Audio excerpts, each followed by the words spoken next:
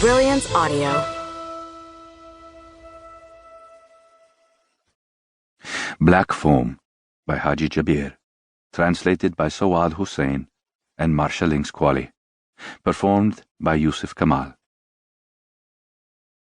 The car passed a shelter that had been readied for prayers, then continued down a winding, rutted dirt road with jutting rocks scattered on either side.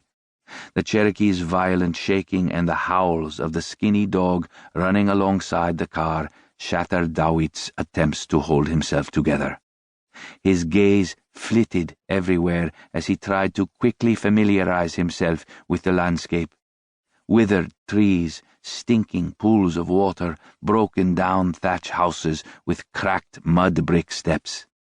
Children playing football, 2 leafless trees acting as the goalposts, women padding through the streets barefoot in short off-white smocks and tight robes, their babies bound to their backs.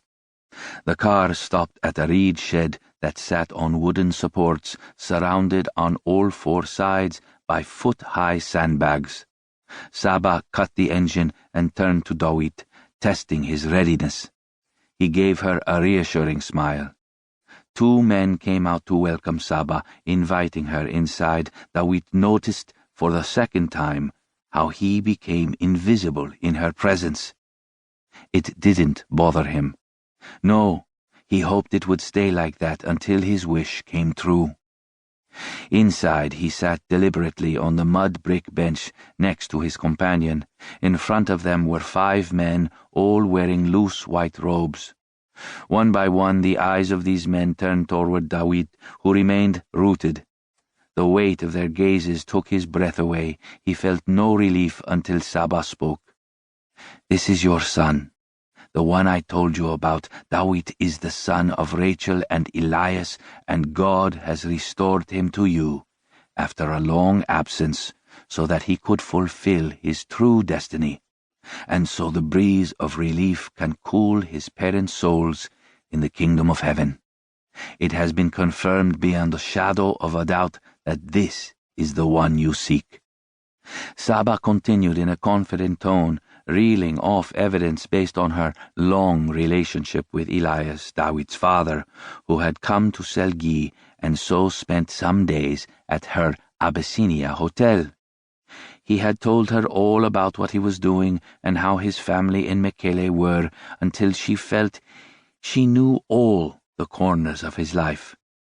Although Elias had spent his final days in this very camp in Gondar where Dawit was now sitting, no one really knew him as deeply as Saba had.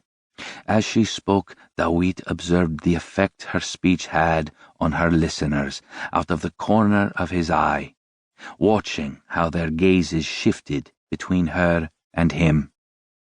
Saba's enthusiasm reminded him of their first meeting when he had just arrived in Gondar, exhausted after walking all the way from Endabaguna. He'd headed straight for the camp and tried to enter, but to no avail, so he went on wandering, and his thirst nearly finished him off. He found himself in front of the bleak-looking Abyssinia Hotel. His sore feet could barely hold him up. His forehead was smeared with a wound's coagulated blood, and his shabby clothes were held up by a strap, from which hung an empty water bottle. As he passed the time-worn 2-story brown building, he found a woman at the entrance. She was in her 50s with light brown skin, her hair braided in delicate strands that fell to her shoulders and brushed the left side of her lips, which were covered in warts of varying sizes. She didn't notice him at first, since she was sitting behind a wooden table, busy turning the pages of a large blue notebook. He stared at her, broken, and waited for her attention. When she lifted her head, she was unsurprised by his presence, as if she had always seen him.